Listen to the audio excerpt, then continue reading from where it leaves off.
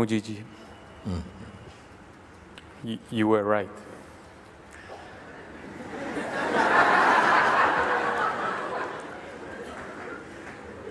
Thank you.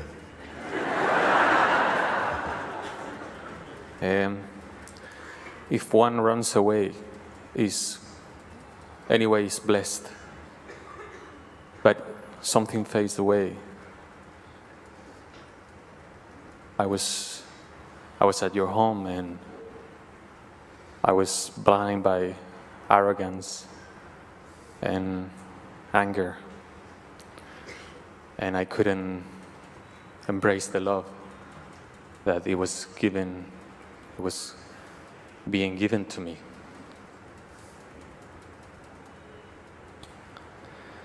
Now, I told myself that I was okay all the time, and it was okay. It has been great. But my question is, can I get rid of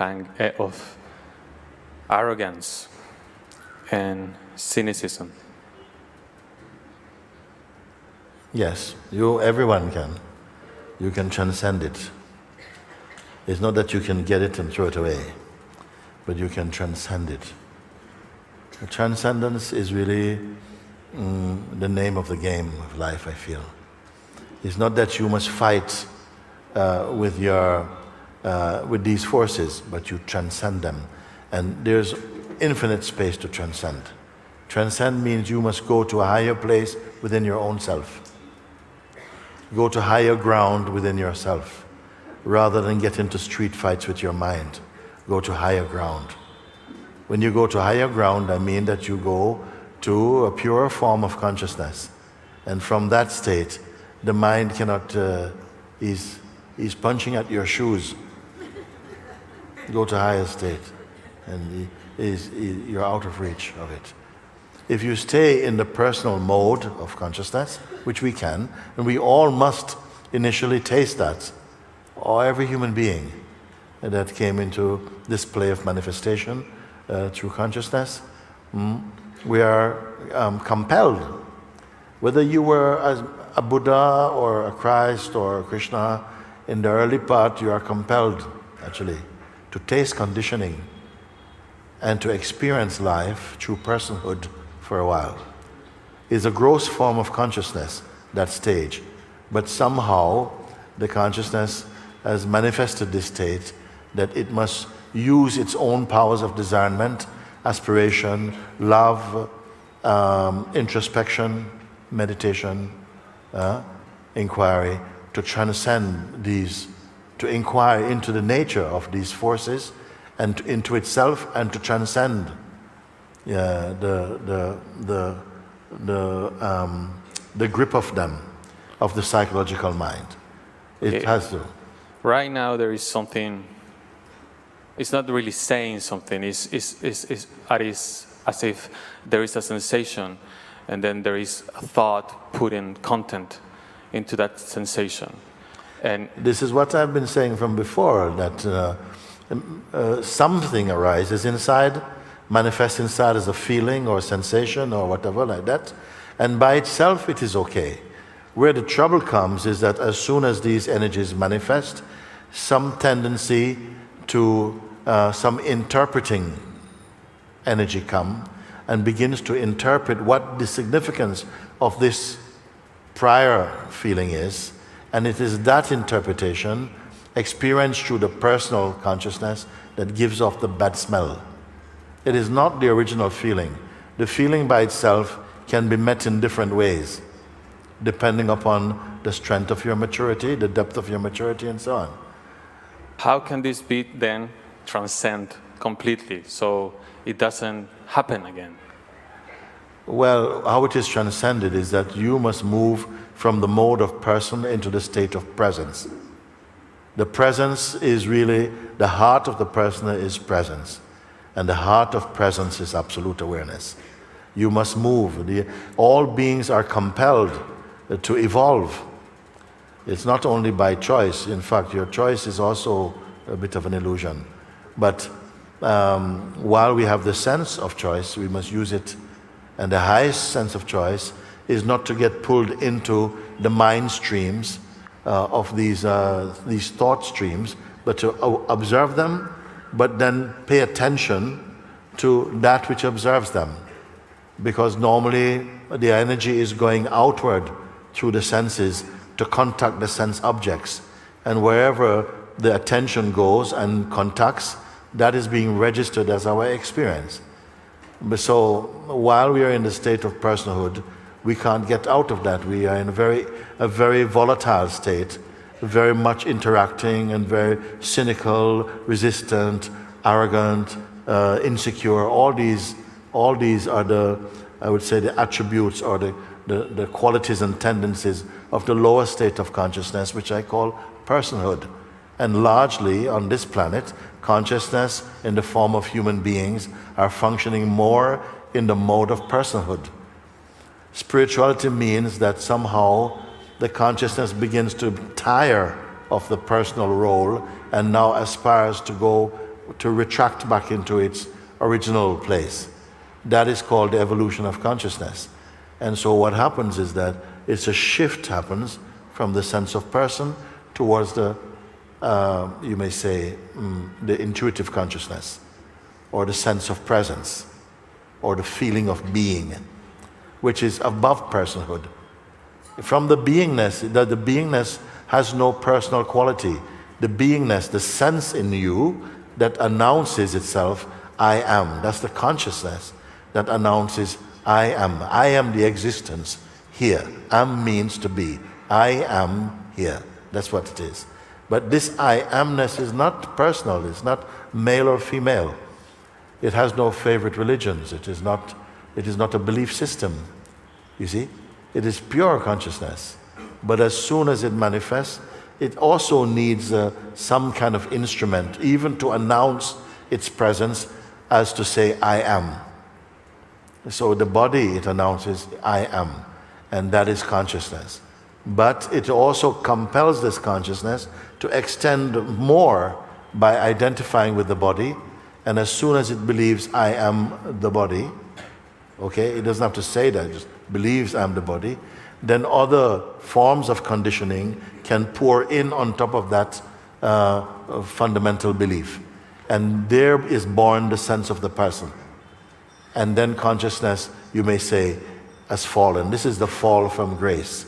But it's all part of the design of this universal manifestation, that consciousness must experience the fall, which is to fall again into the state, I am the body, I am the form. Once it believes I am the body, it came into time. When it came into time, it came into the realm of change, where there is birth and life and death.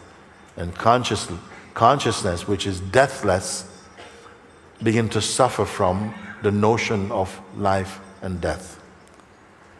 And that begins the birth of suffering, selfishness, anxiety, projection, all these things come. But nobody is singularly guilty for this. From there, what you must do is consciousness in its individual expression, in form, must inquire into its nature, or other factors which are affecting the consciousness. It must use these to evolve. No one is exempt from this. And you will evolve according to your kind of destiny. The destiny is operative up to a point, but there's no destiny for the self. Destiny is for the body-mind and the beingness. It's in that realm that destiny applies. And while we are in that role of movement and growth, we have the sense that I am the doer of my actions and the thinker of my thoughts. And once you assume that identity, you reap the joys and the benefits of karma or destiny for a while, until finally you evolve into the state of pure consciousness. Then you have transcended everything. It is a play like that. There is what says like, okay, then like asking you like, then what to do, or you see how. And how these to do questions can be answered. You know, Okay. these questions can be answered depending upon the. You know, your question indicates where you have located yourself, you see? What to do normally comes from the place of the person, what to do. In consciousness, you listen and you follow the pointings, and they bring you to a very spacious place. In that place, there's no trouble, so there's no question what to do. You see? When you're in the state of presence, naturally you don't have the feeling what to do. You're in a state of joy and peace in your natural state. So there's nothing that this I can do. There's nothing I can do. Because the universal consciousness in its form of the life force is the animating power in the universe. It is what is causing activities to happen. The consciousness in the form of the person, imagine it is the individual doer of those actions. This is not an easy one to understand though, because you say, but of course I am responsible for my action. If I want to move this flower from here to here, I can do that. It's my choice. What else is acting upon me to determine if I want to do this and throw it and so on? Only I am doing it. So then it feels, then how can you say that something causes me to do that? Only later you come to realize that all of this also is the activity of consciousness. The person comes up and then asks, well, how can I then come out of the person? But it's the person asking that. And the consciousness responds and say, relax, don't fight. Even this desire, how can I come out? Even this desire is also observed in you. You see? At first, the person consciousness doesn't really feel comfortable with that. It wants a kind of answer that fits the kind of question he thinks he's asking, which is, what do I do? And the consciousness knows in that scenario, there's nothing you as a person can do. But you are more than a person, you are consciousness. And I'm going to speak to you as consciousness. Therefore I say, just observe, which is a consciousness answer. Just observe that the one who is saying, there's nothing I can do, try to find that one. And you will come to see, there's no one actually that's saying that. It is a thought that arises in consciousness when consciousness believes it is a person. And this believed person believes it is asking, how can I change this? It is like some characters in a book is asking, you know, I want to tell you something, but I don't want the author to know. Okay? Let's go and talk. Okay? But I don't want the author to know. Okay? Just between you and me. Okay? So even this talk is the author's thoughts. But in the story, the characters believe, but they are also not real. But within themselves, in their own belief, which consciousness can do, they believe themselves to be real. It is a bit like that. Is it frustrating what I'm speaking? No. No. So therefore, as you come out of this limited field of consciousness into the knowing field, and wait a second, all that is just imagined. I'm all the time here. I am inside this body, but I'm in this body believing I'm the person in the body rather than I'm the consciousness in the body. And by believing that, I believed it into existence. And so I became a person. Can I speak like that? And only as you are moving from one state into another state can you look back and evaluate the state you were in before. While you're in the state, it feels like it's everything. When you're coming out, you realize, oh, but that was a bit tiny state. You see, only as you're leaving one state to another state, you can look back and say, wow, I was thinking that I was a person for a very long time, and I realized that a person is just my imagination. Even then I was consciousness, but I was somehow in the dream of myself as a person. You see? What an amazing discovery.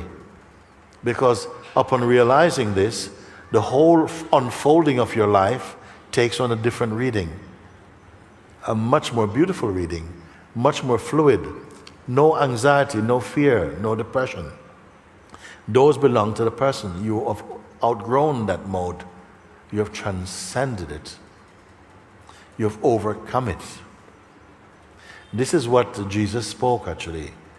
When he said to his friends, his disciples, trust in God, which is the pure consciousness.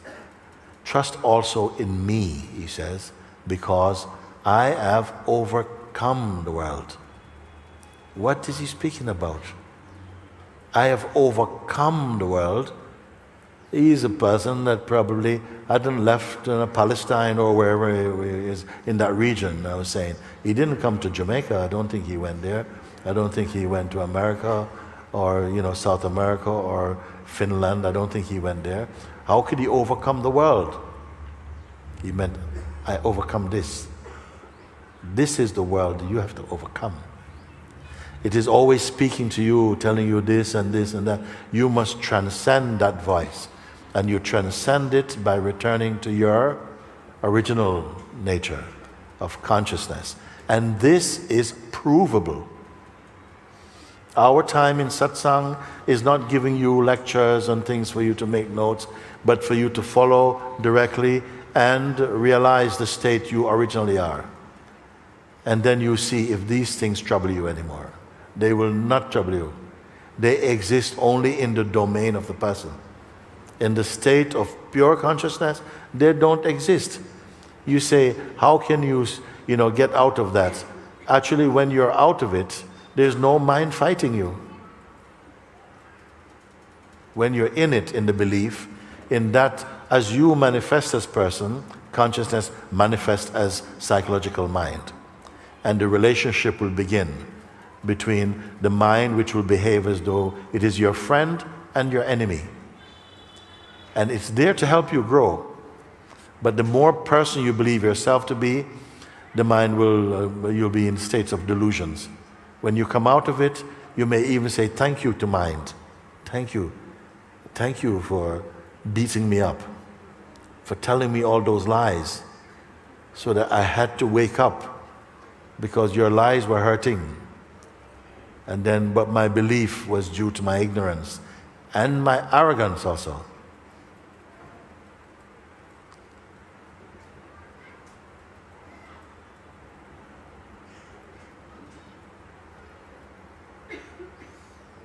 That a human being, born as we are, conditioned as we are, in a world where it seems like there's unending fascination, unending places and things to be fascinated by, to transcend this field of intense sensory perception and desires, and also imagination, and all the urges and the memories and the exaggerations and the poor interpretations and the miscomprehensions and all of this, and to awaken to their true state as pure joy and light and wisdom and love.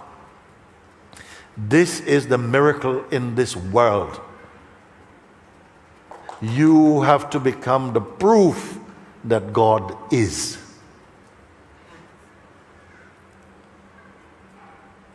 Not the speculator.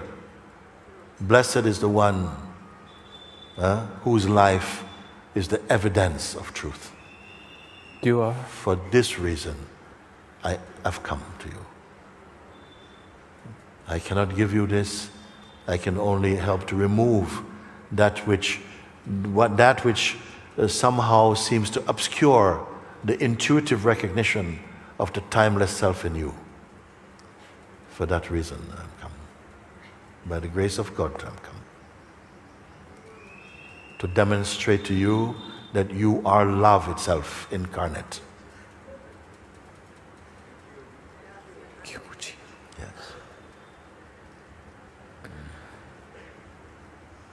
It is grace, Paramatman in the form of grace, who is stirring your heart and calling you home.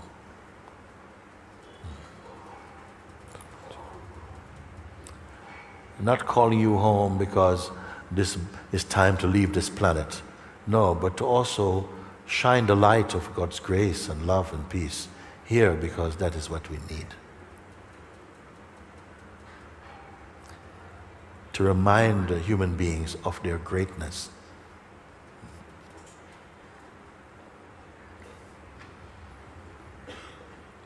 But not their greatness that comes through ill-perceived arrogance, but their greatness as life itself, imperishable existence, pure consciousness, unfading grace. To awaken to this, not to simply believe. You're not here just to get involved in belief systems, but to know, to recognize, and be. That is, in my view, the highest opportunity in the human kingdom.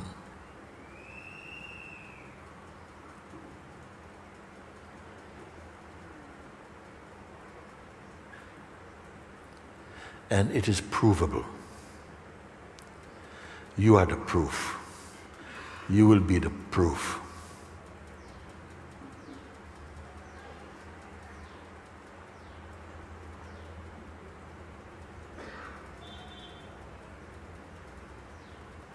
It is not your mind that called you here. It is your higher wish. It is the pull of grace. It is your yearning for true life that brought you here.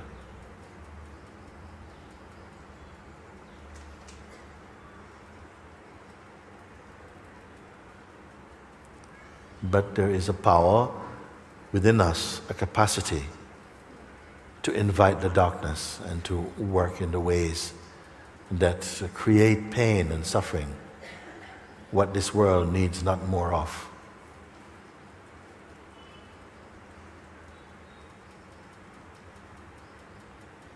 I said for thousands of years, hundreds of years, beings have been coming to places like this, Rishikesh, with the same quest to find the imperishable self. Hundreds and thousands of beings together, just like we are today, on hilltops and caves and by the Ganga, to discuss these things. Many of them, they found what they wanted. Their bodies are no more here. Our bodies are here. We are the new wave of the human experience. But the same question we are asking: who am I? Where I'm from? What is my purpose here? It looks like the end. If I believe myself merely to be this body and personality, I am going to come to an end some point.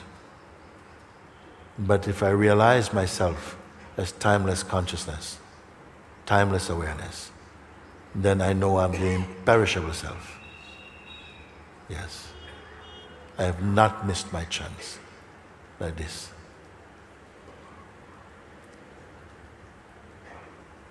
It is for you, for each of us. Come.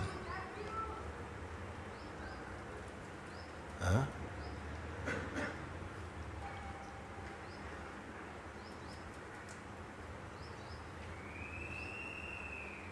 Okay. Thank you, everybody, today.